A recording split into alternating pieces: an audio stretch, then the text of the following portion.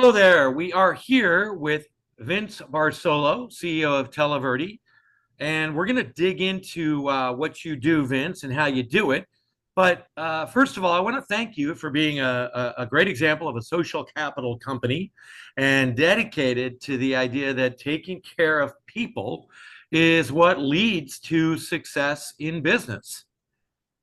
Well, you're welcome. That was very nice comments, Chris. I appreciate them. And as you look at and find out more about Televerde, you'll find out that we are a people company first and foremost. So looking forward to diving in with you and chatting about a few things. Yeah, and that's a great start right there because you have a very powerful and a unique twist on a sales and marketing company. That I don't think I've ever heard anybody else have, and it sets you apart, for sure. And I would love for you to just introduce our viewers to what your business model is and how it works. Sure. So since 1994, we have partnered with first the state of Arizona for the ability to work with incarcerated women. And the mission of the company is to provide training and development to these individuals in sales and marketing so that upon their release, they can land gainful employment and support themselves and their families and have a much better chance at a successful future. But beyond just helping these women, because obviously a lot of nonprofits try to do that and try to help women, you're an actual for-profit business. Yep. That utilizes the efforts of these women as actual employees, correct? Yeah, they're contracted through the state, but we treat them as if they're employees of Televerde, which means providing lots of training and development, lots of opportunities to utilize, cutting edge technology in the sales and marketing space in order to identify opportunities for our customer base. And so what are these women essentially doing for you on a day-to-day basis? Sure. They're looking at other companies out there, identifying things like software install, and trying to determine whether or not they would be a fit for any of the customers that we're representing. And this is incredible on so many levels, but once you actually see it being done, you say, well, why not, right? Why couldn't this be done? So this is leading to some incredible results for the women themselves. The recidivism rates have just been slashed with the people that work with you, correct? Yeah, that's correct. Since 94, when we started the business, it sits just under 7%. And that's Wow. Tracking throughout time, where a lot of recidivism studies that you see or read about usually take a window of time, like a 3-year or 5-year period, and measure. But we've been measuring since we started the business back in the 90s. We operate in Arizona, Indiana, and Florida, with replicating the model in each of those states, both employment while incarcerated, but for the women who do a really good job for us, have the opportunity post-release to either come work at Televerde, or they can go and work for any of our clients that actually are doing second chance hiring now. Wow. And that rate that you cited, I mean, from what I understand, that is somewhere around 80% lower than the average, right? So, I mean, this is a significant change and result that's coming from this. Do you have any anecdotes or stories? Does anybody come to mind when you think, I'm sure you've been there for quite a while. We're going to talk about that as well. But, do any anecdotes come to mind of women that have said something or talked to you about how you've changed their lives? Oh, yeah, it happens all the time with us, Chris. Because we stay connected with what we call our alumni group. And Oh, those are wow. women who have come through the business, successfully transitioned back in society, and are now out of the nest. Say they're working for somebody else, but we stay connected. We invite them back to tell their stories to the women who are following in their footsteps, as Oh, well wow. as form, a mentorship network so that folks who are transitioning out have a go-to resource to someone who's done it already successfully. So we see it all the time where the ladies are buying a new home. They've reunified their family. They've gotten their children back.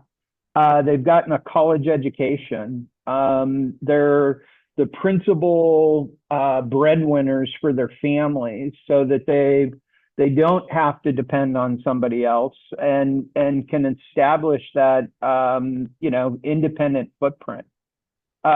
It's pretty cool when those ladies come back, and for myself, being here for so long, I saw them the day they started with the business, and what they've grown into are really powerful businesswomen that have this presence about them, Wow. that they've gotten from success in the business.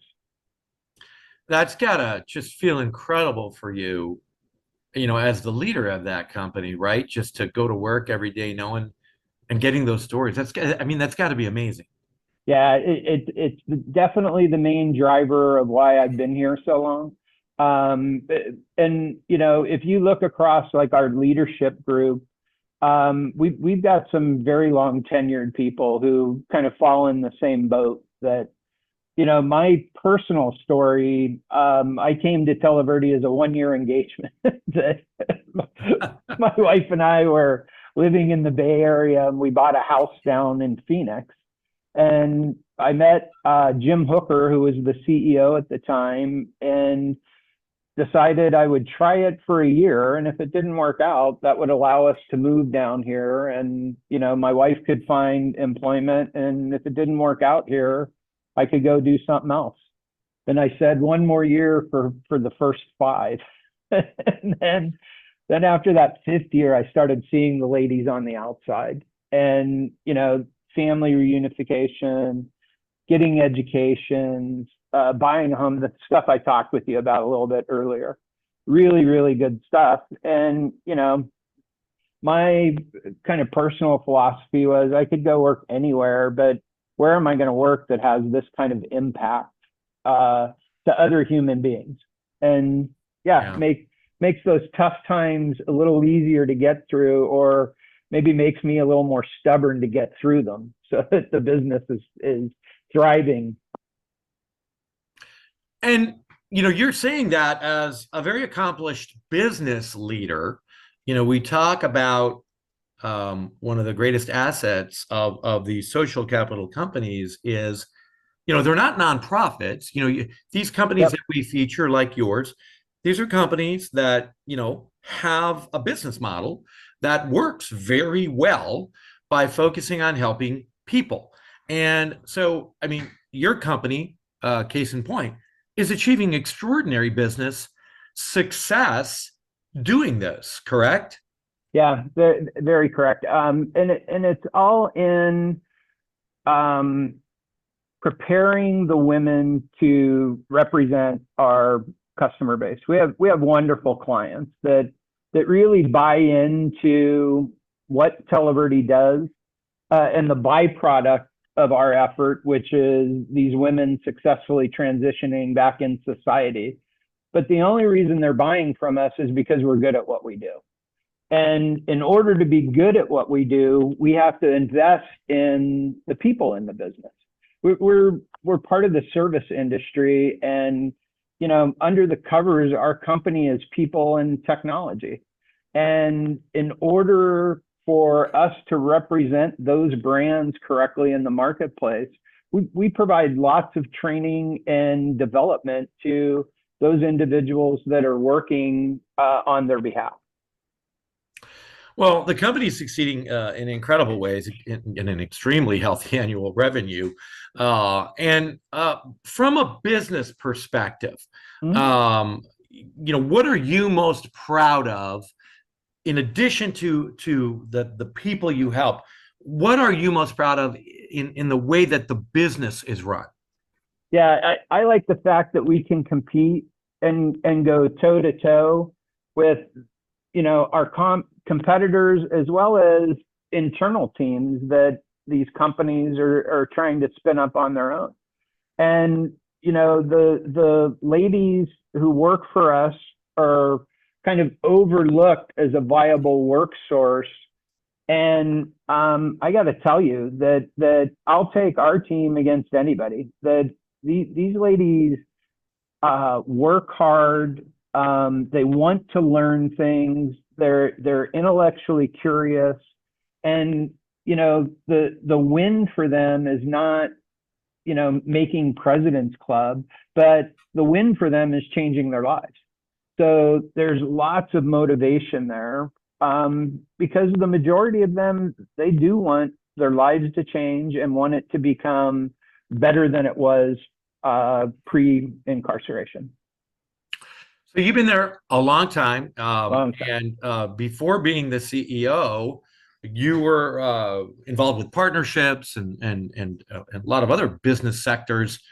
One of the obvious questions that gets asked, I think, when companies are doing this kind of positive stuff, is, okay, this is great, but is it scalable, right? You've proven this is incredibly scalable, right?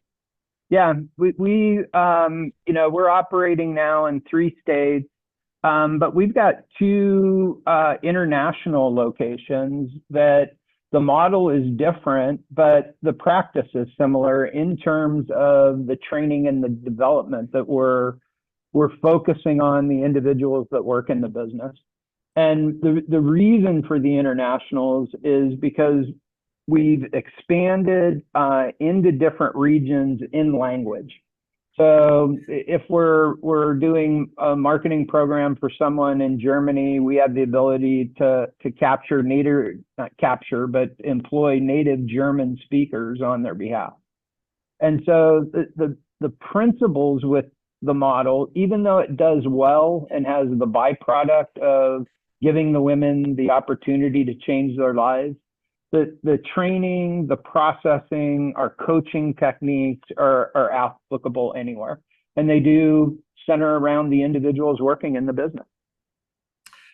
And that's an interesting thought that you just said, because it makes me think, has having this base of, potential contractors that you're helping, has that helped you to actually improve your training overall, for anyone, even people that aren't in that situation, incarcerated? It seems to me like that might actually help you to maybe be a little bit more humanistic in the way you approach.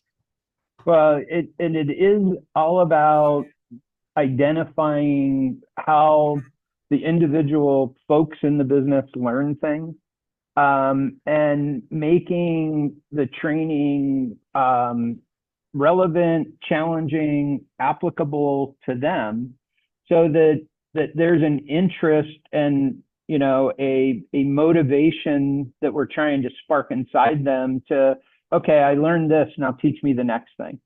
Okay, and what about this? And the women in particular help one another and are actually assisting with the development of the folks that are coming behind them, whether it's somebody who's in the centers today helping some of our new hire folks, or it's women who have gotten back to the community, helping those that are transitioning behind them. Sounds like the lessons learned from the way you do business could really help a lot of other companies to train their people who aren't incarcerated either. Absolutely. I think that, you mentioned that we're a for-profit business. Absolutely. We compete to win. Um, we we have performance standards. We have key performance indicators. We have metrics that we look at across the business, like any other business. We have made the effort in the past to make that an inclusive process. Meaning, our teams, when they get assigned to a campaign, they know exactly what the expectation is of them. And our belief has always been there's skill and will. And if you don't have the skill, but you'll work at things, we can teach you a lot. But it doesn't matter how skilled you are if you don't have the willingness to apply it, it's not going to work. And so, are there criteria then for uh, who will work or who won't work within this system that you have? Are there some that you try to employ that maybe it doesn't work even though you give your best shot with them? Yeah, absolutely. But the numbers, the percentages versus what happens with outside companies are a lot less. Not everybody is wired or designed to be a sales and marketing person. What we found is that there's a lot of folks in our population that have high aptitude for technology. So we've got those folks in roles like Salesforce administration, or they've got Marketo and Eloqua certifications. They're doing reporting for us. We've got trainers that we employ in these groups that are writing curriculum for us. So we try to match aptitude with the job, but we run it like a business, like anybody else. It's a competitive process to get in. From the time that folks step in the door, we're very clear about, hey, this is a job and you're going to have to work at it. Our expectation is that you become proficient in your craft, but we're going to help you along the way, and we'll provide you the training. We'll provide you development, coaching, feedback, but it's up to you. You've got to do the work in order to become successful at it. I love that because it really drives the point home. You're not carrying anybody who can't do the job. You may help them to find other areas where they can do the job, which is a great lesson for just about any company, right? I mean, maybe there's something that a lot of other leaders can learn from the way your company does business, about how they can do business with their populations that aren't incarcerated, because it's just, I think, a much more humanistic model, that helping these people has actually forced you to create a very successful business model. Yeah. Yep. And with competition, with feedback, with performance standards, and it can be done. You've got to be, communication's big. You can't be afraid to share information, good, bad, or ugly. And it's, about getting the team to rally behind the cause. And at the end of the day, for us, it's about providing opportunities first and foremost for our clients, but also for the people that are working in the business. So you guys, like I said, are doing extremely well on just about every level. But what's next for your company? Are there any plans for expansion or growth that are on the horizon that are interesting? Yeah, it's kind of funny, Chris, being in the situation that we're in since '94, that, all of the states have correction, and about half of them have correctional industries that work with private sector partners like ourselves. So for me, it's like being the high school starting quarterback. Everybody wants to talk to me and the business, and would like us to go there. With what we're looking at now and starting to walk down the path of is how to integrate AI into the business, because it's out there today, and it is one of those technologies that's a disruptive force. But philosophically, we've always looked at technology and worked at figuring out how to make our work products better by using it. And whether that is through things like training simulations, quality assurance, where we're providing feedback and coaching to the people who are actually doing the work. We're starting to look at how do we bring this into this environment to make our agents more powerful, and better at what they do. Vince, I love that you said that. It's one of the things that we talk about a lot, and we're actually thinking about doing a special piece on is, how does AI help people? Because there's so much talk out there, there's so much fear mongering. Is AI going to destroy the human race? When I think what we should be focusing on is how can it help the human race? And so there's so many ways that AI can help people to do their jobs even better, to learn their jobs. And I love those things that you brought up, because those sound like excellent ideas. So again, I think it gets right back to, if the leadership of a company is human centric, then everything kind of filters through that, when it comes to the growth of the company. So that's awesome. I love hearing that.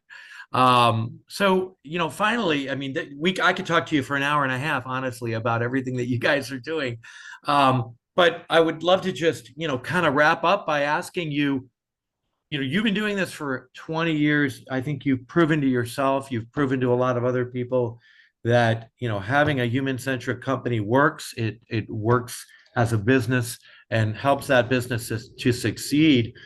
What kind of advice or thoughts would you maybe like to impart to other companies who, maybe are thinking, well, I can't be focused on people. It's not going to be successful. It's not going to make the profits that that I could make otherwise. What do you say to people who have that argument? Yeah, look, I think that number one, you got to kind of search yourself a little bit and figure out what's in your DNA. So, Chris, I had a lot of really good mentors in my life. The first three people that I ever directly worked for were human centric, and taught me a lot about myself, but also showed me that caring about my well-being as my boss just made me want to work harder for them. It motivated me to do a better job, that when I didn't do very well, I took it hard. I took it way harder than they did. And so I think that if you're just looking at dollars and cents, and not thinking about the people who are involved with that, you're doing yourself and your business a bit of a disservice, because those people, look, the ladies who work for us in the centers, they would run through a brick wall if we asked them to, because they've seen it, that the model will benefit them in the long run.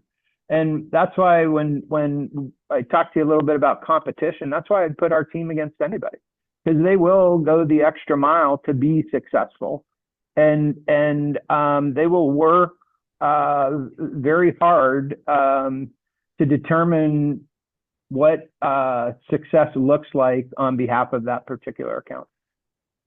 Wow, Vince, that's awesome. Those are incredibly wise words and proven out by your success. So thank you for sharing that. And thank you so much for taking the time to be with us to, share everything with us today about Televerde. We really appreciate it. You're welcome, Chris. It was very nice to meet you. Thanks for taking the time to learn more about us. Thanks again.